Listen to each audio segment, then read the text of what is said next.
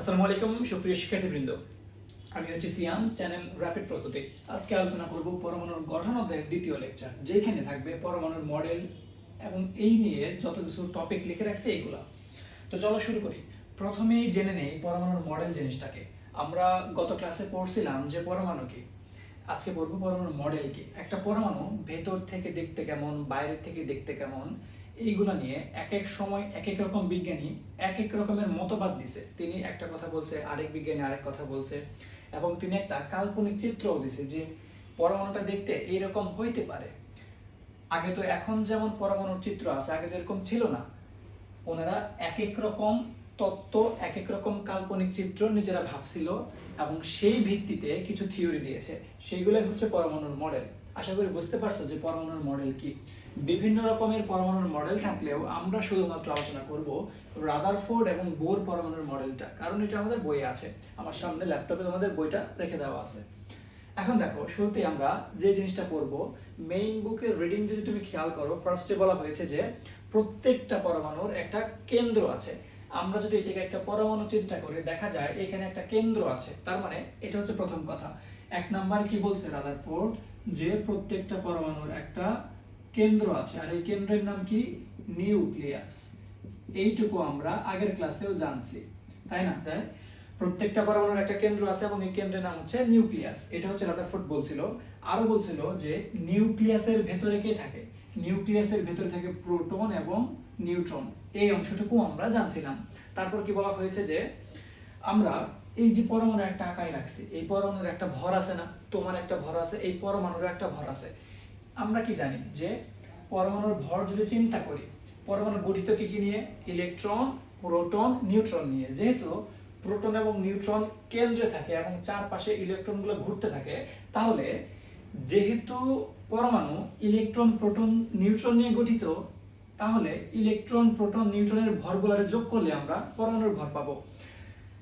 আচ্ছা, তার এখন একটা জিনিস খেয়াল করে দেখো তো, তাহলে প্রোটনের ভর, ইলেকট্রনের ভর এবং নিউট্রনের ভর যদি আমরা যোগ করি, তাহলে আমরা পরমাণুর ভর পাবো। কিন্তু আমরা কি জানি, প্রোটনের ভর যদি আমরা আপেক্ষিকভাবে +1 মানে 1 ধরি, ইলেকট্রনের ভরকে আমরা 0 ধরি এবং নিউট্রনের ভরকে 1 ধরি, তার মানে আমরা কি বলতে পারি, ইলেকট্রনের আপেক্ষিক ভর যেহেতু 0, প্রোটন এবং নিউট্রনের ভরটাই হচ্ছে মূলত পরমাণুর ভর।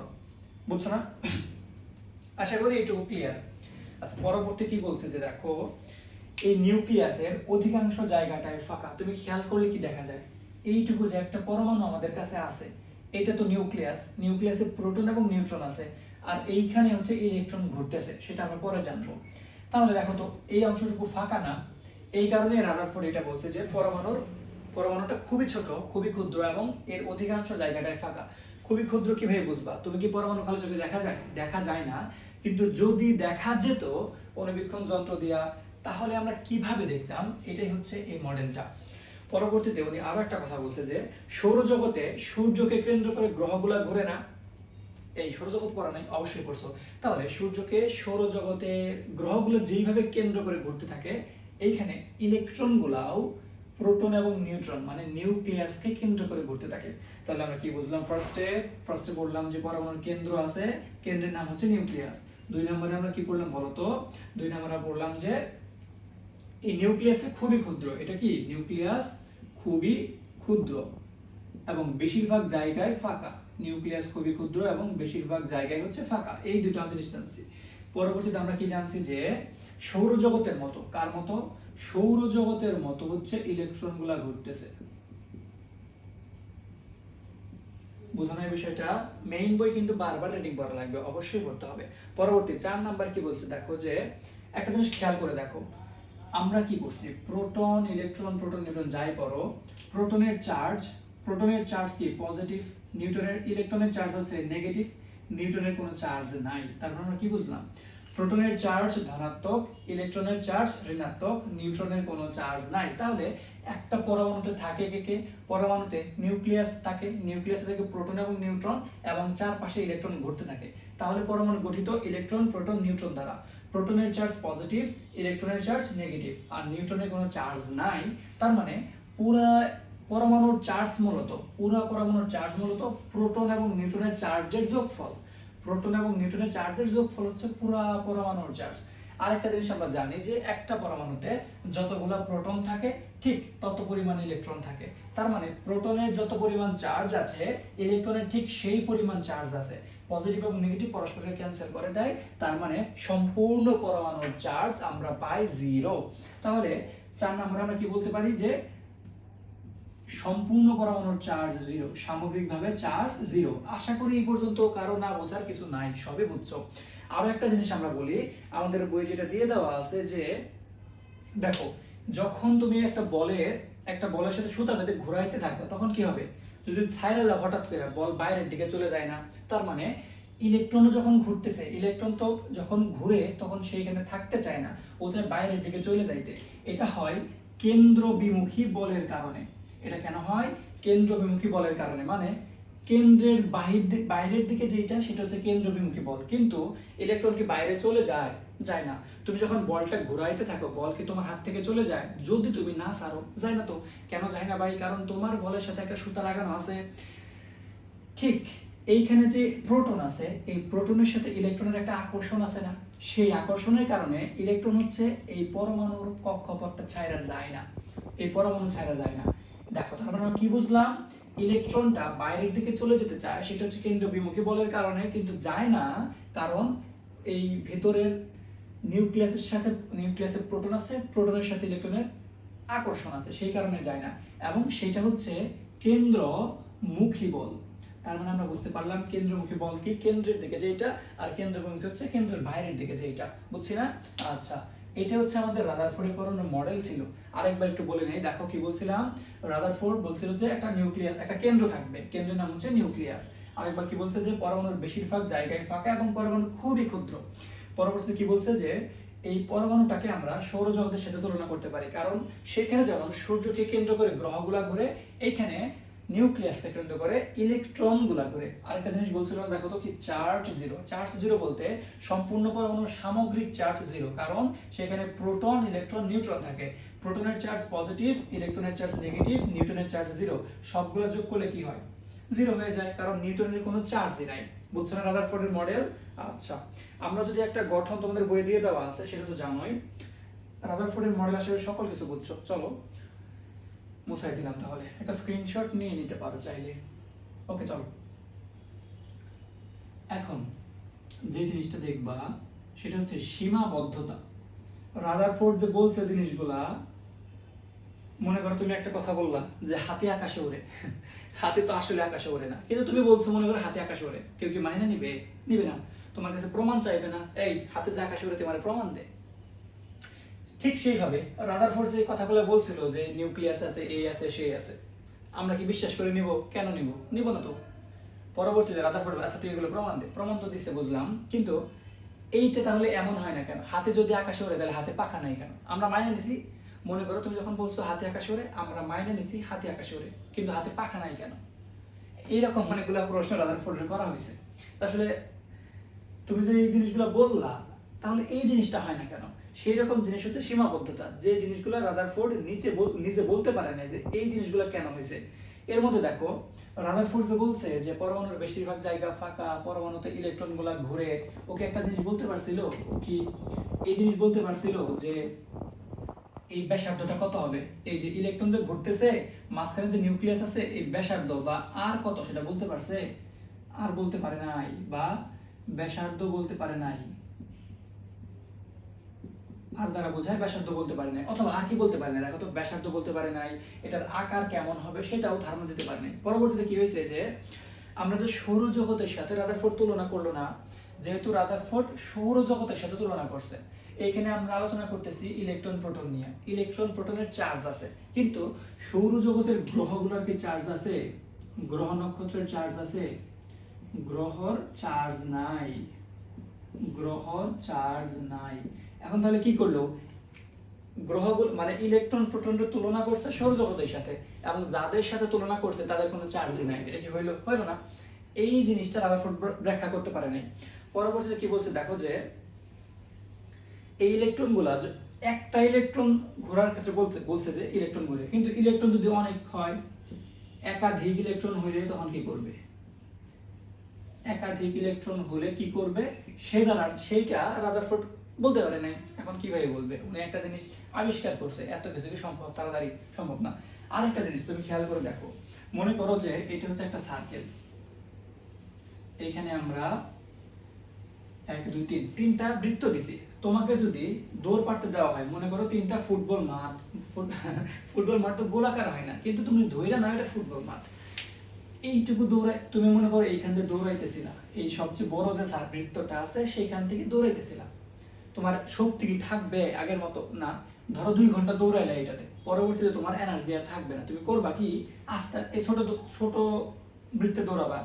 ছোট বৃত্তে মনে করো 2 ঘন্টা দৌড়াইলা, তারপর কি করবা? তোমার শক্তি কি থাকবে আগের মতো? থাকবে না। পরবর্তীতে তুমি আরো ছোট বৃত্তে যাওয়ার পর দৌড়াইলা, সেইখানেও তো তোমার এনার্জি থাকবে না।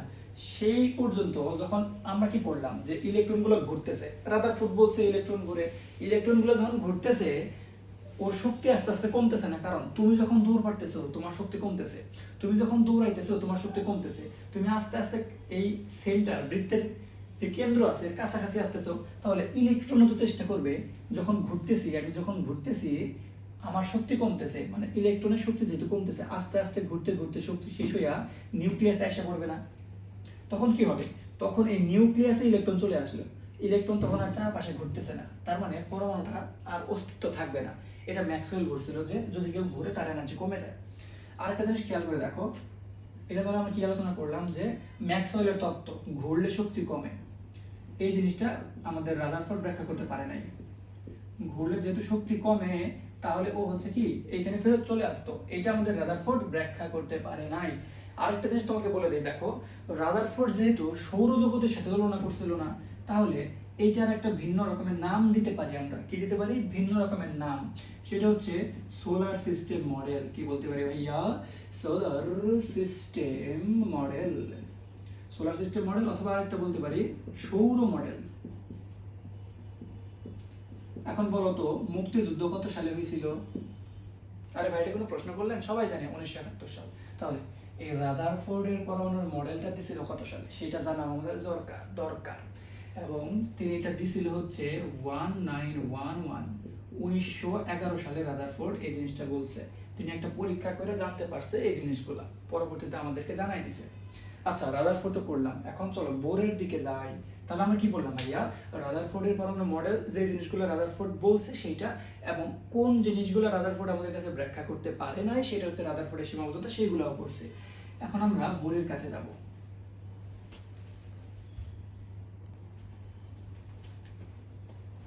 এখন দেখো রাদারফোর্ড তো দিছিল 1900 কত সালে? 11 সালে। রাদারফোর্ড দিছে কত সালে? 1911 সালে। ঠিক ঠিক ঠিক তার 2 বছর পরে আমাদের বোর মহাশয় মডেল বলছে 1913 সালে। তাহলে বোর মডেল কত সালে দেওয়া? 1913 সালে। মুখস্থ করে ফেলো। Rutherford 1911, bore 1913। তিনি কি বলছে দেখো, এই বোর বলছে 3টা জিনিস। বোর কয়টা জিনিস বলছে? 3টা জিনিস। তিনি বলছে যে ইলেকট্রনগুলা, এই ইলেকট্রনগুলা এমনি এমনি ঘুরে না, ইলেকট্রনগুলা কিছু কিছু অনুমোদিত কক্ষপথে ঘুরে। এই যে ইলেকট্রনগুলা কিছু কক্ষপথে ঘুরে, বৃত্তাকার। কেমন কক্ষপথ? বৃত্তাকার। ইলেকট্রনগুলা, উনি বলছে ইলেকট্রনগুলা বৃত্তাকার কক্ষপথে ঘুরে, বৃত্তাকার কক্ষপথে ঘুরে। এগুলোকে অরবিট বলা হয়। কি বলা হয় ভাইয়া? অরবিট। বৃত্তাকার কক্ষপথগুলোকে অরবিট বলা হয়। এটা আমাদের কে বলছে? বোর বলছে। তিনি আরো জিনিস বলছে যে প্রথম কক্ষপথ, এই যেটা হচ্ছে প্রথম কক্ষপথ, এটা দ্বিতীয় কক্ষপথ। এখন প্রথম কক্ষপথ, দ্বিতীয় কক্ষপথ, এইগুলো অনেক ধরনের কিছু হইতে পারে। এই জিনিসগুলোকে আমরা প্রথম কক্ষপথ কে দ্বারা, দ্বিতীয় কক্ষপথকে এল দ্বারা, তৃতীয় কক্ষপথকে এম দ্বারা, চতুর্থ কক্ষপথকে এন দ্বারা, K L M N O P, এরকম হইতে থাকবে যে প্রথম কক্ষপথকে কে দ্বারা, দ্বিতীয় কক্ষপথকে এল দ্বারা, তৃতীয় কক্ষপথকে এম দ্বারা, চতুর্থ কক্ষপথকে এন দ্বারা প্রকাশ করা হয়। এটা কে বলছে? আমাদের বোর বলছে। বোর পরবর্তীতে যে জিনিসটা বলছে সেটা হচ্ছে যে এই যে ইলেকট্রনটা ঘুরতেছে এটার কৌণিক ভরবেগ। কি ভরবেগ ভাইয়া? কৌণিক ভরবেগ নিয়ে বোর কথা বলছে, যে ইলেকট্রন যে ঘুরতেছে ওর হচ্ছে কৌণিক ভরবেগ আছে। কি আছে? কৌণিক ভরবেগ। সেটা দেখো, ভরবেগ মানে কি? ভরকে আমরা প্রকাশ করি এম দ্বারা, বেগকে প্রকাশ করি ভি দ্বারা। তাহলে এম ভি হচ্ছে ভরবেগ। যেহেতু কৌণিক ভরবেগ আছে না, এই যে ব্যাসার্ধ সেটা গুণ করে দেওয়া লাগে। তাহলে আমরা যখন গুণ করে দিলাম আমরা পাই mvr। তাহলে mv হচ্ছে ভরবেগ, mvr হচ্ছে কৌণিক ভরবেগ। তাহলে কৌণিক ভরবেগের মানটা হচ্ছে কত? nh/2π। এখানে ভাইয়া বলতে পারো n দ্বারা কি বোঝায়, h দ্বারা কি বোঝায়, 2π দ্বারা কি বোঝায়, এই জিনিসটা কোশ্চেন করতেই পারো। দেখো আমি বলে দিই তোমাকে। তাহলে আমাদের রাদারফোর্ড বোর কি বলছে, ইলেকট্রনগুলো বৃত্তাকার কক্ষপথে ঘুরে এবং প্রথম কক্ষপথ হচ্ছে k, দ্বিতীয় কক্ষপথ l, তৃতীয় হচ্ছে m, চতুর্থ হচ্ছে n। এখন যে কৌণিক ভরবেগ নিয়ে বললো, কৌণিক ভরবেগে কি বলছে, mvr সমান nh/2π। কি বলছে? mvr সমান nh/2π। এটা কৌণিক ভরবেগ থাকে ইলেকট্রনের। ইলেকট্রন যদি এইখানে ঘোরে তাহলে এক রকমের কৌণিক ভরবেগ, ইলেকট্রন যদি এই দ্বিতীয় কক্ষপথে ঘোরে তাহলে এক রকমের কৌণিক ভরবেগ, ইলেকট্রন যদি চতুর্থ কক্ষপথে ঘোরে তখন আরেক রকমের কৌণিক ভরবেগ আমরা পাবো। তাহলে কৌণিক ভরবেগের ক্ষেত্রে m দ্বারা কি বোঝাচ্ছে? m দ্বারা বোঝাচ্ছে ইলেকট্রনের ভর। কার ভর? ইলেকট্রনের ভর। সেটা আমরা কত জানি? আমরা জানি 9.11 10⁻31 কেজি। আবার ভি দ্বারা কি বোঝায়? ইলেকট্রন যে ঘুরতেছে তাহলে বোঝায় ইলেকট্রন এর বেগ। এখন দেখো ইলেকট্রনকে ই এবং ই মাইনাস দুইটা দ্বারা প্রকাশ করা যায়। আর দ্বারা বোঝাচ্ছে কক্ষপথের ব্যাসার্ধ। যদি প্রথম কক্ষপথ হয় তাহলে এইটুকু হচ্ছে আর, যদি দ্বিতীয় কক্ষপথ হয় তাহলে এইটুকু হচ্ছে আর। বুঝছো? মানে যত নাম্বার কক্ষপথে আছে সেই কক্ষপথের ব্যাসার্ধ। তো ভাই কক্ষপথের ব্যাসার্ধ সেটা হচ্ছে আর। তাহলে কি আছে? nh। n দ্বারা বোঝায় কক্ষপথ সংখ্যা। কি বোঝায়? কক্ষপথ সংখ্যা। n দ্বারা বোঝায় কক্ষপথ সংখ্যা। তাহলে n সমান যদি 1 হয় সেটা হচ্ছে k কক্ষপথ, n সমান যদি 3 হয় তাহলে হচ্ছে k l m m কক্ষপথ। বুঝছো না?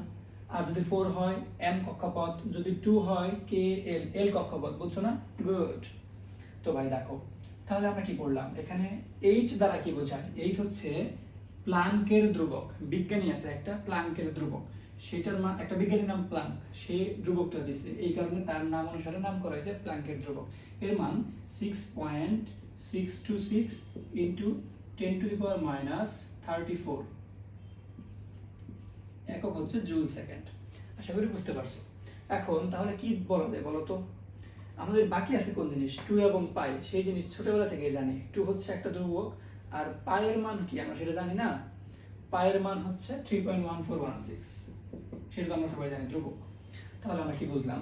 যে আমাদের বোর বলছে তিনটা জিনিস। প্রথম জিনিস হচ্ছে ইলেকট্রনগুলো বৃত্তাকার কক্ষপথে ঘুরে, প্রথম কক্ষপথকে কে এল এম এন, দ্বিতীয় কক্ষপথ, তৃতীয় কক্ষপথ, চতুর্থ কক্ষপথ। এবং 2 নাম্বার জিনিস বলছে যে ইলেকট্রন যে ঘুরতেছে এর একটা কৌণিক ভরবেগ আছে এবং এই কৌণিক ভরবেগের মান mvr সমান nh/2π। তাহলে n এর মান আমরা জানি, n হচ্ছে কত? কক্ষপথ সংখ্যা। যদি প্রথম কক্ষপথ হয় তাহলে n এর মান হবে 1 2 1, দ্বিতীয় কক্ষপথ হলে 2, তৃতীয় কক্ষপথ হলে 3, এরকম চলতেই থাকবে। কক্ষপথের ব্যাসার্ধ দিয়ে দেওয়া থাকবে, আর h এর মান তো আমরা জানি, আর পায়ের মান তো আমরা সকলেই জানি 3.1416। সেটা কি মুখস্থ করে কোনো প্রয়োজন আছে? নাই। এখন এই অনুযায়ী আমাদের কি ম্যাথ আসতে পারে। আমি একটু বইটা দেখে তোমাকে ম্যাথ দিয়ে দিচ্ছি। দেখো কি ম্যাথ আসতে পারে, যে হাইড্রোজেন পরমাণুর কি ম্যাথ আসতে পারে? ম্যাথ আসতে পারে যে তোমাকে মনে কর বলছে হাইড্রোজেন পরমাণুর তৃতীয় কক্ষপথে, হাইড্রোজেন পরমাণুর তৃতীয় কক্ষপথে কৌণিক ভরবেগ কত? পারবো না? তাহলে একটা আমাদেরকে বলছে যে হাইড্রোজেন আছে, হাইড্রোজেন পরমাণুর তৃতীয় কক্ষপথে কৌণিক ভরবেগ বের করো। খাতায় লিখে নাও, হাইড্রোজেন পরমাণুর তৃতীয় কক্ষপথে কৌণিক ভরবেগের মান। তাহলে আমরা জানি ভরবেগ মানে কি? ভরবেগ মানে হচ্ছে mvr সমান nh/2π। আমাদেরকে বের করতে বলছে mvr এর মান। আমাদের কাছে v এবং r এর মান নাই, এই কারণে আমরা এই অংশ ব্যবহার করব, কৌণিক ভরবেগ। এই অংশটুকু যদি বের করতে চাই আমাদেরকে লাগবে n এর মান, h এর মান, 2 এর মান, পায়ের মান। n এর মান কোন কক্ষপথ? হাইড্রোজেন পরমাণুর তৃতীয় কক্ষপথ, তাহলে এইটা হচ্ছে আমাদের n। তাহলে n সমান যদি আমরা 3 বসাই, এটা ধ্রুবক 6.626 ইন্টু 10⁻34, আর 2 তো আমরা জানি এটা কার মান? ধ্রুবক। আর পায়ের মান আমরা কি জানি? 3.1416, এই মানগুলো যখন আমরা এখানে বসায় দেব যে 3 ইন্টু 6.626 ইন্টু 10⁻34 বাই 2 ইন্টু 3.1416, তখন যে উত্তর আসবে ক্যালকুলেটরে চাপ দাও, উত্তরটা আসবে হচ্ছে 3.1624, উত্তর আসবে 3.1624 ইন্টু 10⁻34। এটা হচ্ছে আমাদের উত্তর আসবে যে কৌণিক ভরবেগের মানটা কত। বুঝছি না? আমরা কি বুঝছি? আশা করি অবশ্যই বুঝতে পারছি। আচ্ছা ভাই, তাহলে এই বোর মডেলের দ্বিতীয় যে কথাটা বলছিল বোর, সেটা আমরা বুঝতে পারলাম। এখন বোর 3 নম্বরে কি কথা বলছে সেটা একটু দেখে নিই। চলো, এখানে খেয়াল করলে দেখা যায়, কি দেখা যায় ভাই? খেয়াল করলে তো অনেক কিছুই দেখা যায়। আমরা কি দেখব? ইলেকট্রনটা এখানে আছে। মনে করো তুমি ক্লাস 8-এ পড়ো, ক্লাস 8-এ পড়ো। তুমি যদি ক্লাস 8 থেকে ক্লাস 10-এ যাইতে চাও, তোমাকে কি প্রচুর পরিমাণে পড়াশোনা করে যাইতে হবে। মানে তোমার ভেতরের পড়াশোনা তোমাকে আরো করতে হবে, তোমার আরো এনার্জি লাগবে 8 থেকে 10-এ যাওয়ার জন্য, ক্লাস 8 থেকে ক্লাস 10-এ যাওয়ার জন্য। কিন্তু যদি তুমি ক্লাস 10 থেকে 8-এ আসতে চাও, তোমার ভেতরে শক্তি বের করে দিতে হবে। যে যতগুলো পড়াশোনা আমি জানতাম সেইগুলো আরো কমায় রাখতে হবে। বুঝছো বিষয়টা? আচ্ছা, আরেকবার বলি, তুমি যদি 8 কেজি থেকে 10 কেজি মনে করো কিছু তুলছো, আচ্ছা তাই বাদ দাও, ক্লাস 8 থেকে যখন ক্লাস 10-এ যাবা তোমাকে হচ্ছে শক্তি নিতে হবে। যখন ক্লাস 10 থেকে ক্লাস 8-এ যাবে তোমাকে শক্তি ছেড়ে দিতে হবে। তখন ইলেকট্রন যখন এইখানে থাকে, প্রথম কক্ষপথে থাকে, প্রথম কক্ষপথ থেকে যখন দ্বিতীয় কক্ষপথে ইলেকট্রন যাইতে চায়, তার শক্তি নিতে হয়। তার মানে কম শক্তি স্তর থেকে নিম্ন শক্তি স্তর থেকে উপরের শক্তি স্তরে যাওয়ার জন্য শক্তি প্রয়োজন। শক্তি নিজে নেয়, কি করে? শক্তি গ্রহণ করে, বা নিম্ন শক্তি স্তর থেকে উচ্চ শক্তি স্তরে যাওয়ার জন্য শক্তি নিজে নেয়। আবার মানে শোষণ করে, শক্তি হচ্ছে কি করে? নিজে শোষণ করতেছে। আবার যখন উচ্চতর শক্তি স্তর থেকে নিম্ন শক্তি স্তরে আসতেছে, যখন, আরেকবার তুমি সুন্দর করে দেখাই, এটা হচ্ছে 1 নম্বর শক্তি স্তর, এটা হচ্ছে 1 নম্বর শক্তি স্তর, আর এটা হচ্ছে 2 নম্বর শক্তি স্তর। যখন ইলেকট্রনটা 1 নম্বর শক্তি স্তর থেকে 2 নম্বর শক্তি স্তরে যাবে, তার শক্তি প্রয়োজন। তার যেহেতু শক্তি প্রয়োজন, সে কি করবে? শক্তি শোষণ করবে। সে কি করবে? শক্তি শোষণ করবে। যখন এইখান থেকে যাবে, এই যে ক্লাস 8 থেকে যখন 10-এ যাবে তখন শক্তি শোষণ করবে। আবার যখন 10 থেকে 8-এ যাবে শক্তি বিকিরণ করবে। কি করবে? শক্তি বিকিরণ করবে। যখন এই যে ক্লাস 8 থেকে 10-এ যাবে, 10 থেকে 8-এ আসবে, 8 থেকে 9-এ যাবে, 9 থেকে 10-এ যাবে, এই সময় তাহলে যদি বলো যে কেউ যদি দ্বিতীয় কক্ষপথ থেকে, আমরা যদি তৃতীয় কক্ষপথ চিন্তা করি, দ্বিতীয় কক্ষপথ থেকে তৃতীয় কক্ষপথে যাওয়ার সময় শক্তি কি করবে? অবশ্যই গ্রহণ করবে, শক্তি গ্রহণ বা শোষণ করবে। আবার কেউ যদি তৃতীয় কক্ষপথ থেকে প্রথম কক্ষপথে আসতে যায়, কেউ বলতে কি ইলেকট্রন যদি আসতে চায়, তার হচ্ছে শক্তি বিকিরণ করতে হবে, তার ভেতরে যে শক্তি আছে সেটা ছেড়ে দিতে হবে। বুঝছো না? অবশ্যই বুঝছো। এখন এই শক্তিগুলো আমরা মাপতে পারি, কি করতে পারি? শক্তিগুলা মাপতে পারি। মাপার জন্য সুন্দর একটা সূত্র বোর আমাদের দিয়ে দিছে। কি দিছে সূত্র? আরেকটা জিনিস খেয়াল করো, যখন উচ্চতর শক্তি স্তর থেকে নিম্নতর শক্তি স্তরে যায়, মানে এইখান থেকে এইখানে যাবে অথবা এইখান থেকে এইখানে যাবে, শক্তি যে বিকিরণ করবে, শক্তি যখন বিকিরণ করে সেইটা, এই লাইট যদি আমরা প্রিজমের মধ্য দিয়ে দেখাইতে পারি, যে এই যে আলোটা বের হয় বিকিরণের কারণে, সেটা যদি আমরা প্রিজম, একটা যন্ত্র, সেই প্রিজমের মাধ্যমে যদি আমরা দেখাইতে পারি, তাহলে আমরা একটা বর্ণালী পাই। বর্ণালীতে বেনি আর সহকলা পাই। বর্ণালীতে আমরা কি দেখতে পাই? বেনি আর সহকলা, বেগুনি, নীল, আসমানি, যে 7টা রং আছে রং ধনুর, সেই রংগুলো আমরা দেখতে পাই। আরেকবার বলে দিই, দেখো এটা হচ্ছে বোরের মডেল। এইখানে ইলেকট্রন যখন 3 নাম্বার যে কথাটা বোর বলছে, ইলেকট্রন যখন নিচের শক্তি স্তর থেকে উপরের দিকে যাবে, উচ্চতর শক্তি স্তরের দিকে যাবে, সেই শক্তি শোষণ করবে। ইলেকট্রনগুলো যখন উচ্চতর শক্তি স্তর থেকে নিম্নতর শক্তি স্তর থেকে আসবে, শক্তি বিকিরণ করবে। শক্তি যে বিকিরণ করে তখন আলো ছড়ায় পড়ে। সেই আলোগুলো যদি আমরা প্রিজম, একটা প্রিজমের মধ্য দিয়ে যদি দিতে পারি, তাহলে আমরা পরবর্তীতে পাবো বেনি আর সহকলা। প্রিজমের মধ্য দিলে কি পাবো? বেনি আর সহকলা, বেগুনি, নীল, আসমানি, আরো যে কয়টা কালার আছে রংধনু কালারগুলো আমরা পাবো। এই ছিল আমাদের বোরের মডেল। এখন এইখানে যে শক্তিটা দেখো, এইখান থেকে এইখানে গেল, এখান থেকে এখানে আসলো, শক্তি শোষিত বা বিকৃত হইলো সেই শক্তিটা মাপার জন্য একটা সূত্র দিয়েছে, সেটা হচ্ছে দেখো এইচ নিউ সমান এইচসি বাই ল্যামডা। বুঝতে পারছো? এটাকে আমরা ই দ্বারাও প্রকাশ করতে পারি। কি দ্বারা? ই দ্বারা বোঝায় এনার্জি। ই দ্বারা কি বোঝায় ভাইয়া? এনার্জি। ই দ্বারা যেহেতু আমার সামনে বই আছে সেটা দেখতেছি, দেখো সেই সূত্র অনুযায়ী তোমাদের এটা লেখা যায় যে এইচ নিউ, এটাকে বলা হয় নিউ। এটা কি বলা হয় ভাইয়া? নিউ। তন্তন্য রস্বইকার রস্য, এটা বলা হয় নিউ। আর যে জিনিসগুলো আছে সেগুলো আমরা একটু ব্যাখ্যা করি। এইচ দ্বারা কি বোঝায় একটু আগেই বলছি, প্ল্যাঙ্কের ধ্রুবক যার মান 6.626 ইন্টু 10⁻²⁻34 জুল সেকেন্ড। আবার ভি দ্বারা, এটা ভি না কিন্তু, এটা হচ্ছে নিউ। নিউ এটাকে আমরা, নিউ হচ্ছে কম্পাঙ্ক, নিউ হচ্ছে কি? কম্পাঙ্ক। এটাকে এফ দ্বারাও রিপ্লেস করে দেওয়া যায়, তুমি এফও লিখতে পারো। এটা হচ্ছে কম্পাঙ্ক, এর একক হচ্ছে হার্টজ। একক কি? হার্টজ, অথবা পার সেকেন্ডও লিখতে পারো। এগুলো তোমরা পদার্থবিজ্ঞানের সপ্তম অধ্যায়ে জানবা। আবার একটু খেয়াল করে দেখো, এখানে আছে এইচ, মানে সেটা প্ল্যাঙ্কের ধ্রুবক। সি দ্বারা বোঝায় কি? সি দ্বারা বোঝায় স্পিড অফ লাইট, মানে আলোর বেগ। কি বোঝায়? আলোর বেগ। সি দ্বারা বোঝায় আলোর বেগ, এবং আলোর বেগের মান হচ্ছে 3 × 10⁸ মিটার পার সেকেন্ড। মানে আলো 1 সেকেন্ডে 3 × 10⁸ মিটার যায়। আরেকটা আছে ল্যামডা। ল্যামডা দ্বারা বোঝায় তরঙ্গ দৈর্ঘ্য। কি বোঝায়? তরঙ্গ দৈর্ঘ্য। আশা করি বোর মডেলের যা কিছু বললাম সবই বুঝছো। বোর তিনটা জিনিস বলছিল, একটা হচ্ছে কক্ষপথগুলো হবে বৃত্তাকার। প্রথম কক্ষপথ কে এল এম এন, দ্বিতীয় কক্ষপথ এল এম, মানে বুঝতে পারছো বিষয়টা। 2 নম্বর কি বলছে যে ইলেকট্রন যে ঘুরতেছে তার একটা কৌণিক ভরবেগ থাকে। কৌণিক ভরবেগকে আমরা এম ভি আর দ্বারা প্রকাশ করি, এবং এম ভি আর এর মান হচ্ছে NH/2π এর সমান।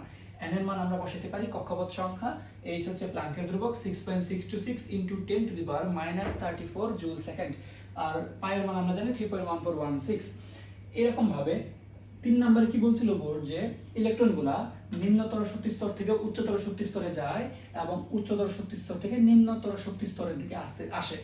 যখন নিচের শক্তি স্তর থেকে উপরের শক্তি স্তরে যায় তখন হচ্ছে সেই শক্তি শোষণ করে। তার শক্তি প্রয়োজন হয় যখন উপরের শক্তি স্তর বা উচ্চতর শক্তি স্তর থেকে নিম্নতর শক্তি স্তরের দিকে আসে, সেই শক্তি বিকিরণ করে। সেই বিকিরিত আলো যখন আমরা প্রিজমের মধ্যে দিয়ে দেই তখন আমরা বর্ণালী পাই। বেনি আ সহকলা, ঠিক আছে? বর্ণালী মানে বর্ণ, বর্ণ মানে রং।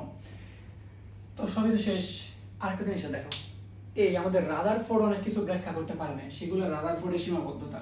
বোরও যেহেতু অনেক কিছু ব্যাখ্যা করতে পারছে, পারে নাই, এই কারণে বোরেরও কিছু সীমাবদ্ধতা আছে। সেগুলো যদি আমরা দেখি যে এই বোর শুধুমাত্র কি বলছে, এই বোরের ক্ষেত্রে কি হয়েছে তুমি খেয়াল করে দেখো, যে এক ইলেকট্রন বিশিষ্ট পরমাণুর বর্ণালী ব্যাখ্যা করতে পারছে। তার মানে বোর শুধু বর্ণালী ব্যাখ্যা করতে পারছে কার? যার ইলেকট্রন একটা, তার বর্ণালী। যার ইলেকট্রন এক, তার বর্ণালী ব্যাখ্যা করতে পারছে, অন্যগুলো পারে নাই। তার পারছে, তার বর্ণালী ব্যাখ্যা করতে পারছে, অন্যগুলোর বর্ণালী সে ব্যাখ্যা করতে পারে নাই। যেমন যদি আমরা হিলিয়ামের ক্ষেত্রে প্রকাশ করতাম তখন তার বর্ণালী কেমন হতো, সেইগুলো আমাদের বোর প্রকাশ করতে পারে নাই। পরবর্তীতে দেখো, যখন ইলেকট্রনগুলো এক শক্তি স্তর থেকে আরেক শক্তি স্তরে যায় তখন বর্ণালীতে, এই জিনিসগুলো নিয়ে আমরা পরবর্তীতে আলোচনা করব। বর্ণালীতে বিভিন্ন রকমের রেখা পাওয়া যায়, বামার, প্যাস্টেন, অনেকগুলো। এই রেখাগুলো নিয়ে সেই রেখাগুলোর ভেতরে আরো অনেক ক্ষুদ্র ক্ষুদ্র জিনিস পাওয়া যায়, সেইগুলো নিয়ে আমাদের বোর কিছু বলে নাই। এটা আপাতত আমাদের বুঝতে হবে না। আরেকটা জিনিস যে আছে, যে বোর পরমাণুর মডেল অনুসারে পরমাণুতে শুধু বৃত্তাকার কক্ষপথ বিদ্যমান।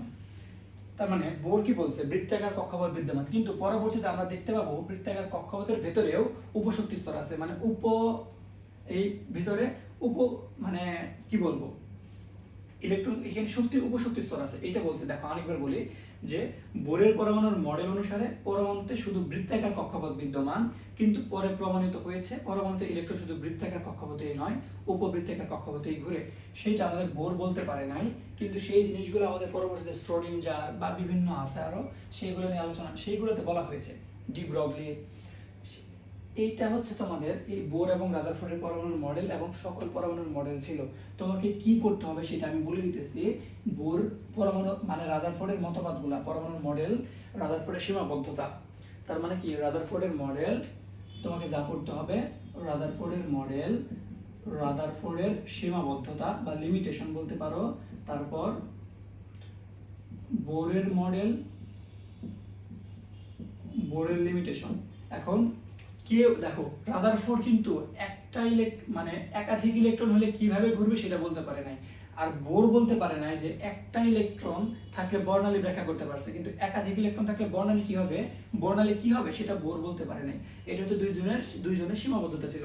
আশা করি তোমাদের সকল কিছু শেষ, মানে সকল শেষ বলতে প্রথম ভিডিওতে আমরা 42 পৃষ্ঠা পর্যন্ত পড়াইছিলাম, আর এই ভিডিওতে 43, 44, 45 মানে পড়ানোর মডেলটুকু শেষ করছি। পরবর্তী ভিডিওতে আমরা ইলেকট্রন বিন্যাস পড়াবো বা বাকি অধ্যায় শেষ করার জন্য আরো 2টা ক্লাস নেব। তোমাদের কাজে এগুলো সকল কিছু সুন্দর করে বুঝে বুঝে শেষ করা এবং মেইন বই বারবার পড়বা। আর যদি ক্লাস ভালো লেগে থাকে লাইক করে দিবা, তোমার ফ্রেন্ডের কাছে শেয়ার করে দিবা। বাই। আর চ্যানেল সাবস্ক্রাইব করতে ভুলো না।